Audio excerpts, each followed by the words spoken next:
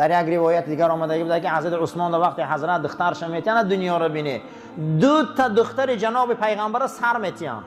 کی سر میتیان؟ بچه های ابولهب. پیغمبر خدا وقتی که پیغمبریشان اعلام میشه جانب خدا دعوت میکنن، انا دنیاداری عثمان بینه. عثمان یاش جوانه، عتبه و عتیبه بچه های ابولهب دخترای رسول اکرم سر میتیان. که سر ته میگه دختراش این دعوای پیامبری کرد، دینی ما را صفاحت به عقل گفته سای ما را، دختراش سر ته این دشمن همینجا سر میکنه کورا. دو تا دختر رسول اکرم جواب دادن، اومدن در خونه حضرت دخترا را بوزن کردن. حضرت عثمان یاش بودن، حضرت عثمان جوان بودن، اومدن حضرت یکمون دختر جناب پیغمبر در نکاحشون در آوردن که پیغمبر قامت چه بلند کنه. حتی که غزوه بدر رفتن نتونستن دختر رسول الله کسل بدن. مردم ای غزوه بدر با یک خرسندی شکست داده بودن، مشرکا را می اومدن که خبر آمد که دختر جناب پیغمبر در بیماری از دنیا گذشتند. حضرت دویم دخترشان رو برآورده در عثمان دادن. اهل دنیا، یعنی یک انسان کنی دنیای سوزه که قامت یک کس برداره. دویم دخترشان هم از دنیا گذشت. جناب پیغمبر اومدن گفتن عثمان قسم به خدا سوم دختر نداشتم اگه نمیدادم. این دنیا رو میفهمن، این خیل دنیا رو این خیل فهمیدن در کورای. هم پیغمبر در پرش در اون رسالت می ایستن، هم پیغمبر بین که عثمان چگونه وفاداری میکنه و چگونه عثمان آبرو میتیان. انا این دنیا رو فهمیدن در کورای. پیغمبر میگه دنیا رو دشنام نته. حضرت لقمان میگه بچم چیزی که در این دنیا برای احتیاجیاتی تو در کورای او را بگیر که خودت ظلم کردی در جانت. یا باغ کردن در کورای عزیزو، یا سرای کردن در کورای اخی، یا خونه کردن در کورای، صاحب نبیره و عبیره شدن در کورای. سنت رسول الله به این همیشه تا یک انسان دومی دولت و پولش گشتن همون دیوالای کجلمون رو رست کنیم. چه میکنی دنیای و استر کرده؟ نخوا که ما در خدا همین وظیفه را دادگی باشه و ما ماشین و پلی آدم دیگری سو کرده شینیم تا او کار کردن لباس خمون رو نو کنیم، تا او کار کردن دندان خمون رو شویم سنت رسول اکرمه، تا او کار کردن موی سر خمون رو تنظیم کنیم، تا او کار کردن رنگ پیغمبر خدا خوش اخلاق باشیم.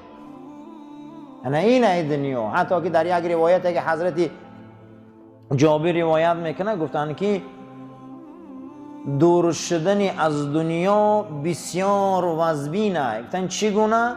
گفت آثار ابن عمر شنیدم که گفت، عبدالله ابن عمر گفت که جدا شدن از دنیا مثل اینه که در بدنت 100 خنجر میزنن، 100 خنجر در بدنت میزنن. چه وزبینه دردش؟ دور شدن از دنیا گفت مثل 100 خنجری در بدنه. و گفتن چی خیل؟ گفتن مثل همین. گفته برای ما شرح ابن عمر، گفته تجارت حلال رفیق رسولی. دو دختر با آبروی محمدی شوهر میتی رفیق رسولی. دستی دراز در نزد خدا ای دستی کوتاه آبروش بلنده. این دنیا آبروش از سخاوت پیشگی ای. گفت چه از اینو ما جدا شویم؟ یعنی معلوم است که دنیا را بسیارش حلال بده، بسیارش حلال بده. این دنیا را ما لعنتی گفتن نمیتونیم. اگر حسود بیاید، ظلم بیاید، به انصافی بیاید، استبداد بیاید، به حرمتی بیاید، البته همه لعنتی میشوند. دیگه نمیفورد اگه در همین دنیا زندگی کنی. حتی رسول اکرم صلی الله علیه و سلم مکه که زادگاهشون بودن، ای مکه بیرون برآمدن گفتن مکه قسم به خدا من تو را دوست می‌دارم، لیکن به خاطر آن که من خدا را در اینجا آرام عبادت کردن نمیتونم تو را ترک میکنم. دنیای پیغمبر در مکه تنگ شد. گفت نه من در یک ملک میرم که خرمازار و سلقینه، من در او جرام که خدا را به آرامی خدا گویم. در که جایی که خداگویی در غمت میتین همونجا برو برا خدا را در یک جای دیگه خشرو گو. حتی که همین به داخل عادت صحابه یکی از مسئله های هجرت همین بود که بیچاره نماز درست خوندن نمیتونستن، خدای درست گفتن نمیتونستن، آزار ده بدن، شکنجه ده بدن، غم ده بدن. و حضرت ها رو به چی زدن؟ دارالهجرت و مدینه منوره. و اسلام از همونجا ظهور کرد، اسلام از همونجا مقصد طلعت کرد، طلوع کرد دنیا ده. برای همین دنیا رو همین خیلی فهمیدن در کوره. جناب پیغمبر صلی الله علیه و سلم این دنیا را گفتن که زیرانتگاه های چیزی میکاری پگه اوجه ده میدروی. تخم دهیجا میمونی حاصلش از اوجا میگیری. دنیا رو به خدا باید ما لعنت نکنیم، حقارت نکنیم، اینش نگویم اونش نگویم. این دنیا چی بوده عزیزان؟ این دنیا زراعتگاه بوده. در روایت آوردگی بوده است ابن حجر اسقلانی قول وهب ابن منبه که حضرت گفته این دنیا دنیای مجازی است. گفته مجاز چیه؟ گفته سیر، یک گذرگاه میگذری. انت میگذری تماشا میکنی میره. گفته در تماشا چیست؟ گفته در تماشا هم خرسنده هم زیقی. گفته باید ما دنیا را برای خودمون جای زیق خانه نسازیم، خرسند خانه سازیم.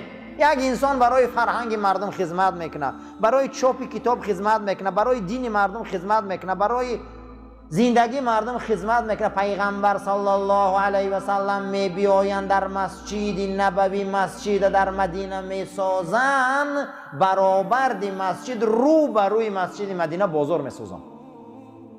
میگن از مسجد بروی و حرکت کنی بازار دروی. خشا به حال آدمای دنیا رو فکر کنن. آخی وجود تجارت زراعت رو نبینی. حتی در حدیث گوهرباری رسول اکرم صلی الله علیه و سلم از مسجد حضرت میبر اومدن، میگن دویده باقی یک از صحابه ها بود میدر اومدن، از امو خرمه ها می خوردن، از آب می نوشیدن. بعد از اون میگفتن به به چی یک راحتی هست این باغ ها، این باغ محنت خطی میشوه. صحابه خرسند میشتن که رسول الله از باغ اونها خرما میخوره. صحابه خرسند میشوه که رسول الله از باغ اونها آب می نوشه. همین خیلی دنیا ساخته بودن عزیزا.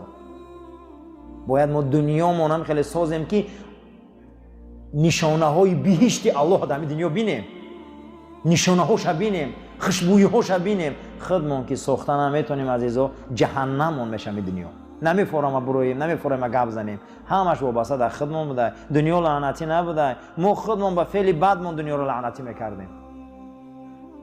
پیغمبر خدا صلی الله علیه و سلم فرمودن که چند زمینا رو خدا لعنت کرد. اگه بنابر سببی چی؟ بنابر سببی خودشان پیامبرای الهی در ایمان نیاوردند، خودشان همین کارا کردند، فعل بدشان قد خدا عذاب الهی در بالای سرشان آورد. یک روز فرا میرسه در میان مسلمان ها که مسلمان ها این اسلامی که سرتاپا نعمت بزرگی های، این اسلام هم مانندی دو بلوجر نشان میتیم. یعنی دو بلوجر یعنی یک لباس جنگی بدست که همون پوستین می پوشیدی، درونش مثل خارهای مرغیلان داشته، بیرونش مثل خیرسی وحشی میتافتی. ای بیرون نگاهت میکردین میگفتین یگان خیرسی وحشی اومده است این پوستین قطعی. ای درون در داخل همون پوستین مثل خارهای مرغیلان از آهن بوده است که بدن تغم میداده. گویا یک روز میشه که مسلمان ها اسلام هم خیلی نشان میتین. ای بیرون میبینن شان رنگ غولبار، اینا هم دهشت زده میترسن اسلام. ای درون یک اسلام دارن که نه مسلمانیشان معلومه نه خودشان غم داده است اسلامشان. نمازخوانی نقض دارن و دیوسی خوب، روزگیری نقض دارن و عقیده‌داری نقض، مسجد بیایی خوبه و زنداری برغلط، جمعه خانی نقض دارن و غیبت خوب. یگان تشه به یگان تش نبرده است که خفه نشوه گناه با. همین گناه برابر دیم ثوابشون کشیده برده استیان. گو یک روز میشه که اسلامی بزرگ مسلمان هم خیلی نمایش میتیان. ای بیرون میبینیشون گو یک نوع اسلامی دارن میترسه مردم. ای درون گو یک اسلامی هست که خشون غم داده است. باور کننده از بسیار یک دوره حساس است. همه این باز میگرده و سوی اخلاق و تربیت. اخلاق و تربیت بسیار در اسلام چیزی مهمه. به حد اخلاق و تربیت چیزی مهمه که اخلاق و تربیت ضعیف شده است. یکی از بد اخلاقی که بزرگا در کتاباشون آوردگی بدن، ما گفتیم که این دنیا را دوست داریش در بحث همین بود که پیغمبر خدا صلی الله علیه و سلم فرموده بود است که سرچشمه و یا سربند تمام خطاگی‌ها دوست داری دنیا است. بعد از او با بحثای کلان کردیم که کدام دنیا را دوست داشتنش خطا است. صحابه حضور نبی کریم صلی الله علیه و سلم میبیایند حضرت پیشنهاد میکنن صحابه که فرستاده خدا کار میکنم، زندگی ما میگذرونم، پدر من اون میتیم، مادر من اون میتیم، کودکام کلان میکنم، همسایه ما حرمت میکنم، دست یاری دراز میکنم، ای سر تو بگر تجارت میکنم، نمازام میخونم. همین دنیایی را که خطا میگن همین دنیا دا کرده هم چیکار کنم؟ همین دنیا های که حضرت در جواب گفتن که نه، اون چیزی که تو گفتی همش آخرت های، همش چی گفت؟ آخرت های. این چیزی که تو گفتی دنیا نیست. کدام دنیا؟ همون دنیایی که این همین کارا را همون محروم کنن، همین دنیا را دوست داشتنش حرام های. حتی که لقمان حکیم فرزندش وصیت میکنه که ای بچه حکم، ای نازنین دوست روی حکم، ای دنیا هر چیزی که برای تو محتاجیت احتیاجات خدا داده، همون را اگر نبرداری فردا در جانت ظلم کردی. خدا داده اوخی دنیا را. حتی که در آیه مبارکه قرآن گفتیم گفت پرسیدن ابن عباس که انه لدار المتقین، در شأن این حولی برای پرهیزکارای خدا میگه چی گفتنی حضرت؟ گفت که این حولی پرهیزکارا نامش دنیا های. دنیا را حولی چی گفته بدین؟ قرآن پرهیزکارا. پرهیز در کجا میکنیم؟ تقوا را در کجا صاحب میشیم؟ این نماز جمعه را در کجا خوندستیم؟ نماز شما در کجا خوندستیم؟ در همین حولی دنیا های. گفت برای اهل تقوای دنیا یک حولی های. خیلی گمان نکنیم که دنیا لعنتی شده، دنیا جای به معنی است. نه، این دنیا را حضرت ابن عباس این گونه تفسیر کرده بوده است. این خیلی دنیا را دوست داشتن در کاره که در اینجا تقوا یاد میگیری. حدیث صحیح رسول اکرم است. جناب پیغمبر صلی الله علیه و سلم فرمودند که لا تصوب الدهر، دنیا را خورد نکنه.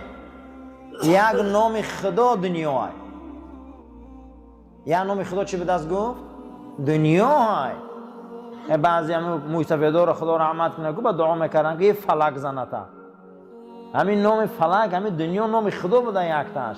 نامای خدا زیاده، فقط همون 99 تاش در لفظ حدیث اومده. نباشه این خیلی گویم نام خدا زیاده، یک نامش دهر بوده. دنیا حقارت نکنه گوی دنیا را که نام خدا است. شما حقارت نکنید دنیا را. بسیار انسان‌های دنیا را بی‌وفا، دنیا را لعنتی، دنیا این خیلی دنیا نه اوخی عزیزا. 7 چیز باشه دنیا لعنتی میشه و یکمش حسد است. همین دنیا دا اگر حسد باشه همین دنیا برای ما جهنم میتوه. همین دنیا دا ناامیدی باشه در دنیا اون جهنم میتوه.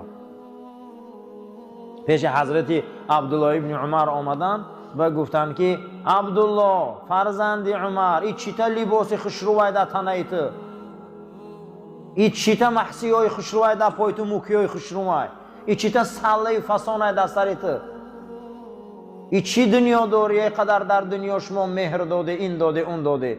و حضرت میگه چهره همون مرد همین میگفتگر نگاه میکرد، گریبانش پوری چیرک، بدنش بدبو، لباساش خراشدگی و کندگی. و در جواب گفت تا این ریولوچه را زیدی من کردن، زیدی همون کمبغلی ریولوچه کنوخی، زیدی همون بی‌لباسی تا انقلاب کن، زیدی همون بدبویی تند انقلاب کن. تو چون میکنی من در چقدر شده؟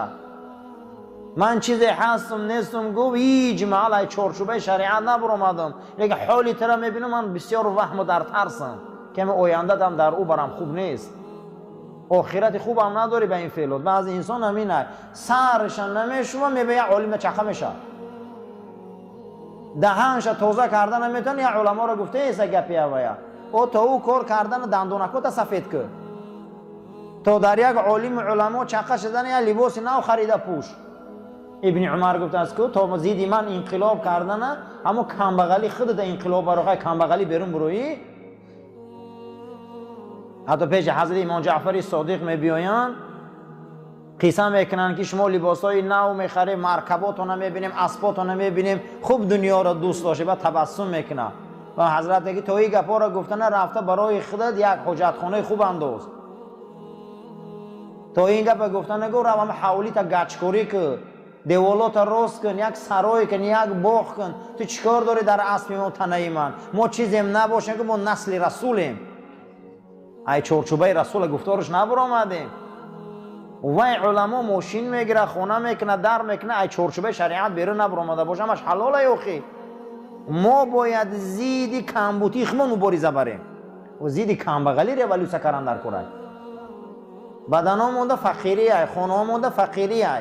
در خونه ما خونه حلال نداریم، دیوالی حلال نداریم، بوغی به معنی نداریم، پیش خونهمون حتی خشروگی نداره، پیش خونهمون هم یک درخت سبز نداره، میخیزیم در یک آدم بزرگی در چخه میشیم و زیدی او هم مبارزه بریم، او خیلی دنیا خلاص خریم.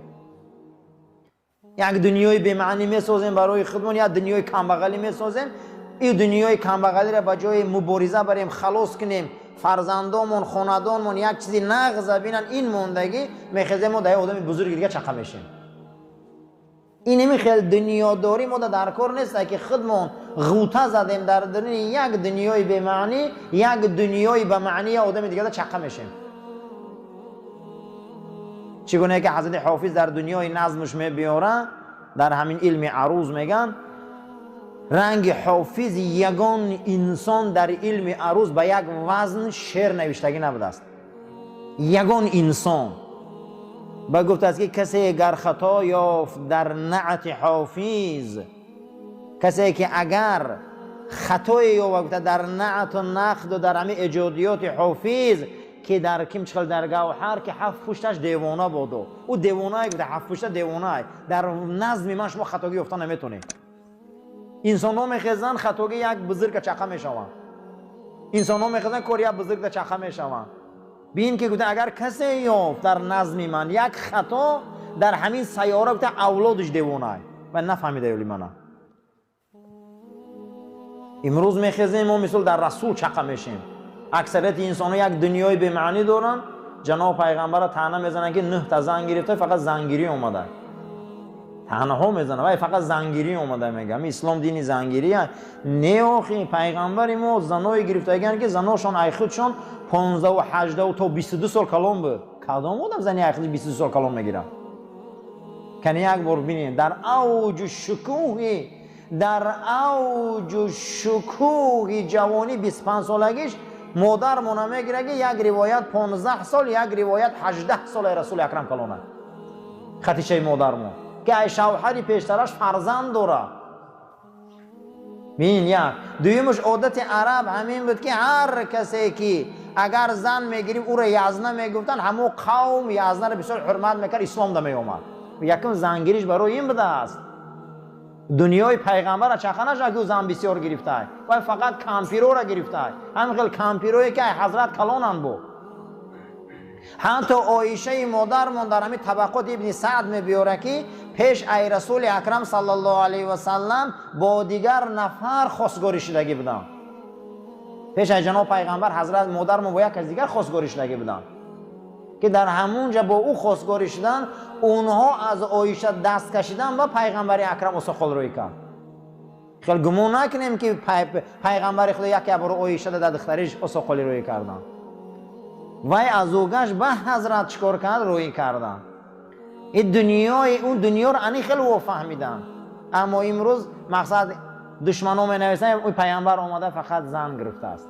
و نه آخی چه به این طرفش نمی نویسی؟ چه این کامپیرگیریاش نمی نویسی؟ چه این نازکیاش نمی نویسی؟ چه پیش از پیغمبر عایشه در فاتحه دیگه آدم دایی را نمیگی؟ اللهم ربنا تقبل منا انك انت السميع العليم و تب علينا انك انت الرؤوف الرحیم. پروردگارا دنیاداری ما را درست که، خداوند ما را برای راست هدایت که، خداوند ما را برای ما یا ذکاوت و فهم و درایت و دانایی که دنیا را درست فهمیم، همه دنیا را درست زندگی کنیم، دنیا را درست باشیم. چگونه ای که این بزرگان گفته به همین عمل کردن نصیب ما گردان. این مسجد آباد و زیبا نگه دار و اهلش از بلا و فتوا نگهبان باش و عاقبت کار ما را به خیر، ایمان ما را به سلامت گردان. اللهم ربنا آتنا فی الدنیا حسنة و فی الآخرة حسنة و قنا عذاب النار و صلی الله تعالی خیر خلق محمد و علی اصحاب الاجمعین برحمتک یا ارحم الراحمین. صفاتون را راست گیره، تلفناتون را خاموش کنید.